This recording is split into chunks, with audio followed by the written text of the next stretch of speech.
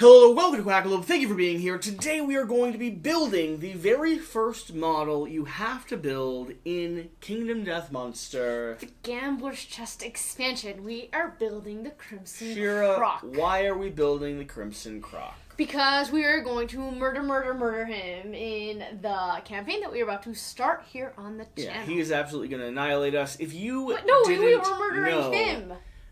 I have been a hardcore fan of Kingdom Death for the longest time. It is literally the reason why I started the channel in the first place. It is your game number 0, and he has spread that enthusiasm to me, and it's number 2 on my top 10 list of games of all time, and it's my number 1 campaign game. That is an alarm letting me know that I should be going to afternoon prayers in about 20 minutes, so we'll get there. Okay, the Crimson Croc. Yeah. The first model you have to build. Because you probably already have Kingdom Death, the core game. You probably already have some of the other littler models. You might even be experienced-ish with model building. But we thought it would be interesting to do more of a cinematic overview while we construct it. If you enjoy this building process, let us know. Because we're also interested in doing painting tutorials and building guidelines for all of the other models in the Kingdom Death series, and who knows, maybe other miniature lines down the road. Yeah, we have a lot of expansions. We have the entire Gambler's Chest, all the special miniatures that they've done, so we are excited. Yeah, and we are going to be following the building rules, the guideline. You don't need to move that. That's already on camera. We're going to be following the building rules that are on Kingdom Death, which are really just a set of pictures showing you what the Crimson Croc is going to look like. Now, to start with, I actually recommend, I have Zap-A-Gap at the moment, I recommend the Citadel plastic glue. It has a metal nozzle which can get into the cracks, but this was good for an emergency use. We have some sprue cutters. I also recommend the Citadel sprue cutters, and we have a nice little scraper. Really, these are the only 3 things you need when you start diving into this. Now, don't cut all of those off at the same time.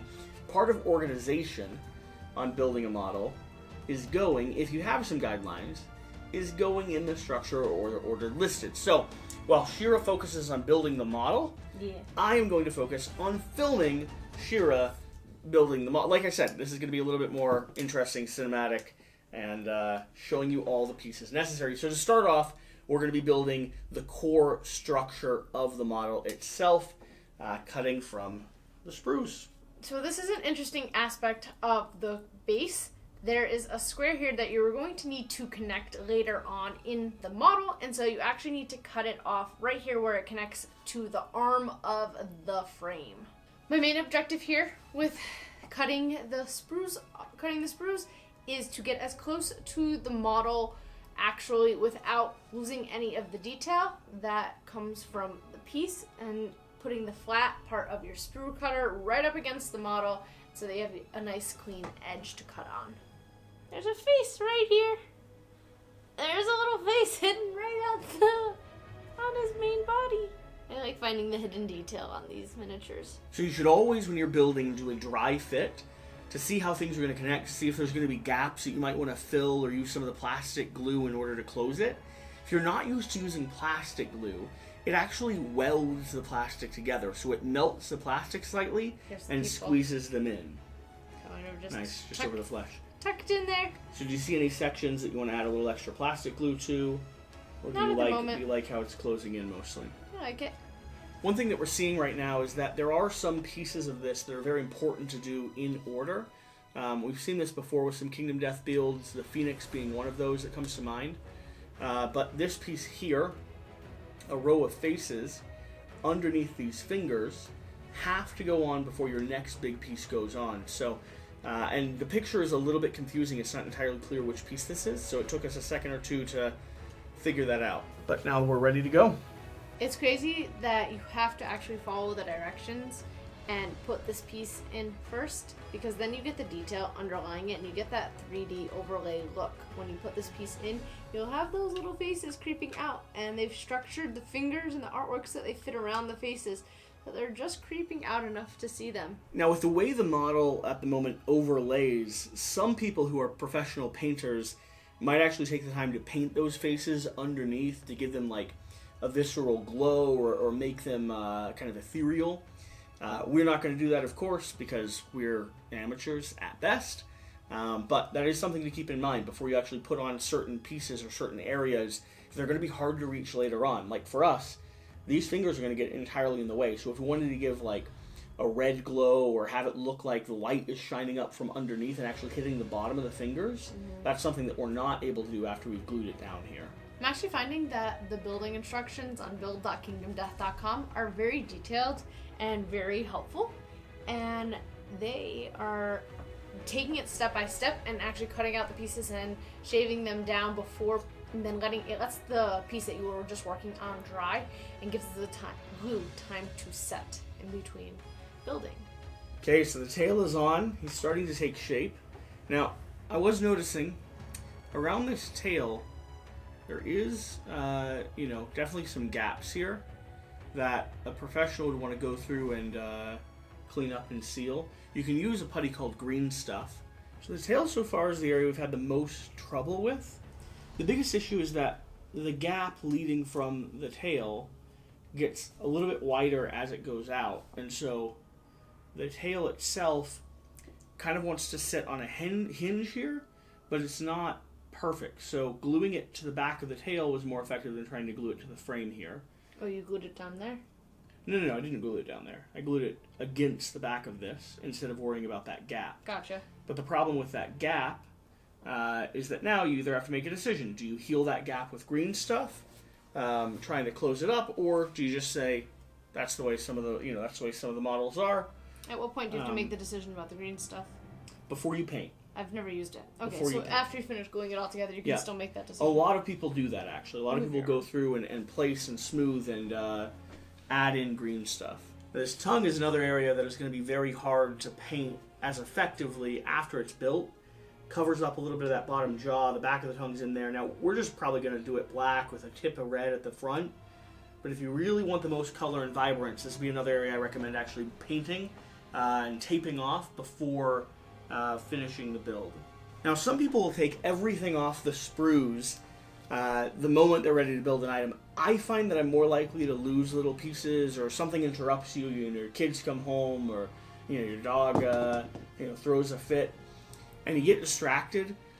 You don't want a lot of little pieces floating around. If you keep it all in the sprue and you only cut off what you're about to or immediately working on, you're able to pause the project, you're able to let it rest a little bit longer, and you don't have to worry about losing little pieces along the way, which would be your nightmare.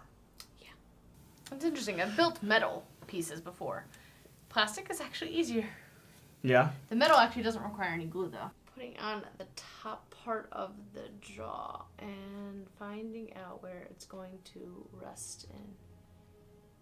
I think it might leave that space there. Yeah. Something else is going to go there. Probably a crown. No, they have that seamless.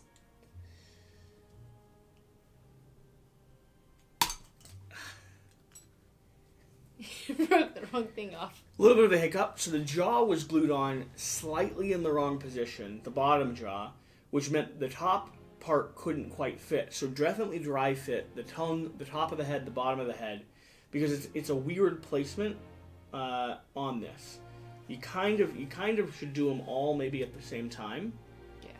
Or you could do the top of the head first if you want, because it's a little bit more of an obvious fit.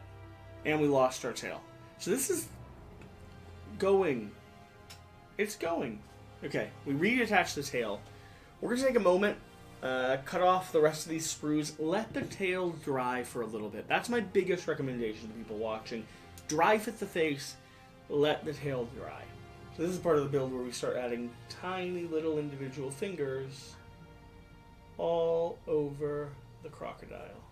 This is not as easy of a build as the white lion was back in the day. If you didn't know any better, you would think that all these fingers were just scrap pieces of plastic that you had cut off accidentally. So be careful with them. They can get lost very easily. They also don't like to be picked up. We're going to take a moment to go grab some tweezers. Some of these little fingers have a tiny little triangle at the bottom of their base to fit in, and we're trying to line them up and get them oriented the right direction, which is a little easier said than done. So we're just getting past the tiny finger part of the build. What do you think of the build so far, Shira? I don't like tiny fingers. I'm not a fan of tiny fingers. It's a complicated build. There's a lot of spaces where there's actually some gaps being formed. There's a lot of stuff that needs to be put on in the right order, or you'll end up with some issues like stuff that doesn't quite fit right or can't squeeze between gaps. And now we're getting down to some of the nuanced little details, and they're healing some of the gaps, but they're also exposing some others. So it's kind of give and a take. There's a little bit of a beard underneath here. Yeah. So that's why the neck overhangs a little bit. Yeah. So I was skeptical. I was, questioning this gap, but it looks like they've thought of it and healed it up a little bit. At a certain point, you get to places where you just can't touch anything of the model you're building. Unless you let it dry for about 15 minutes, but... Where's the fun in that? Now, as we're nearing the finish line, one note I would like to make that we're not going to do this time is glue him You speak from experience. to his base. So here's the thing. You want to play with him immediately. You want to stick them on the base. The instructions tell you to stick them on their base. That makes sense. Except for the fact that when you go to stick them on their base and you have a paintbrush, it becomes exceedingly hard to get around the corners to some of the details. Like, how am I supposed to paint the hands that come through the sphincter if I can't get the perfect angle at them? That's the question we all want to ask ourselves. So we're going to leave him not on his base. You can use some stilly tack if you want to stick them to their base for a time period. If you don't have time to play with them. But for now, we're going to leave him floating. We're going to start playing the game, and then we'll get to painting him, and we'll have all those delicious angles and corners we need to make sure he looks as beautiful as possible. Ta-da! There you have it. Shira's second ever model build. Yes. You technically built one of the Echoes of Death models. Go get her. As practice, you want me to go get her right now? Yeah. She was an expertly built model. She did not have fingers coming out of her back. So, the first model Shira ever built was a little Echoes of Death. This is going to be the Mage. The Mage. Just as a practice run to see how the glue works and everything. This is Shira's first ever model, so anyone that was watching... you can do it too. Tip your hat to her. Yeah, you could absolutely do it as well. It is totally possible. Oh, she looks good. What do we think of this build? She's drying. Alright. So a couple sticky spots. The fingers are very annoying. The tiny little fingers, stick them in, don't fidget with them. I mean, that's a general rule, I think, for all Kingdom Death. We are noticing our personalities are slightly different. I want to fidget with them till it's, like, perfect, and he just sets it in. If it looks approximately good, then go. The front jaws, you want to line up the top. You want to cut him off of the frame and fit the top jaw before gluing down the bottom jaw, including having the tongue inside of it. Underneath his little giblet that looks like kind of a beard of grapes, there's a little piece that sticks in that they tell you to put on at a later step. You don't have to. I would put it in first and then put the giblet on top. So you could do that. I think I would fit, the most crucial part for me is I would fit the top jaw, the bottom jaw, and the giblet all at the same time, so I know how they're going to be lining up. Yeah. Because it doesn't, with the build that they have online, it isn't entirely obvious that they're going to rely on the position of each other so much. Yeah. And it's not a framed position. Whereas the legs, they snap into holes. Like, they have guidelines that make them fit perfectly. Even that bottom neck part where the fingers wrap around that you're talking about. Even that leg, there's still a tiny little gap right there. Yeah, some of them fit better. Gaps will happen, but the thing is with the face, the way that it shifts up and down really changes the whole build. So what would you say about the tail? We struggled with that one. The tail was just a bit of a struggle because it's a weird, it's a hinged joint. Mm-hmm. So it doesn't have any hook, it doesn't have anything to grab onto it. It's just kind of there flat, and it wants to do this all the time. So place it on, get it flat against the side, and then be very patient with it. Leave it, don't mess with it, let it dry. We've probably spent 15 minutes letting it dry. Yeah. And then after that, come back and mess with it. But here's for your sure, miniatures to scale, though. You know, I was showing it to scale. For sure, this area here, this giblet, this piece that tucks in there, that little piece you actually used a little bit of force to get in. Yeah, I did. I had to push. These set of 4 pieces are probably the most finicky. There are some areas, like we didn't get a perfect connection here with the tail and the bottom. Yeah. I don't know if that's our build or if it's just the way the plastic lines up. It doesn't look like it's our fault, if I'm going to be honest. It doesn't because, like, on top right here, it's pretty good. And so we're going to use some green stuff to fix that up. But keep an eye on that when you're doing your own build. You could use some plastic weld to smooth it over. You got to be careful with fingerprints and stuff when you do that. But yeah, to scale, here's, someone who's going to be murdered, right? Regular side mini. And there's our Crimson Crocodile. She's going to ride. I don't think that's how that works. I'm not sure logistically that's the way.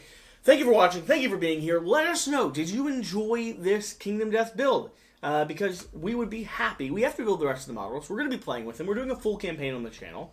We're going to be painting them. We're going to be finicking with them. We could spend the 5 to 6 hours it's taken for us to produce this video with editing and everything included, or we could just build them off camera and bring them on. So if you watched this, if you enjoyed this, if you made it to the end, hit the subscribe button, leave a comment, hit the like. Let us know through the ways that you can that you want us to bring more of this to the table. And if you want something slightly different, let us know in the comments as well. If you want it to just be a time-lapse of me building, if you want more interactions and talking between me and Jesse and helpful tips, if you want just the first and last, like the beginning of we starting to build it and then completely time-lapse, and at the end our tips and tricks of the build throughout the way, let us know. Yeah, for me... Lots of ways to mess with the video. For me, it's fun to watch someone create the project, but I also think like the ending segment where it's just like, hey, these are the highs, these are the lows, this is the takeaways that we have. Those are valuable things. So, thank you so much for being here. And whatever the case, Croc on.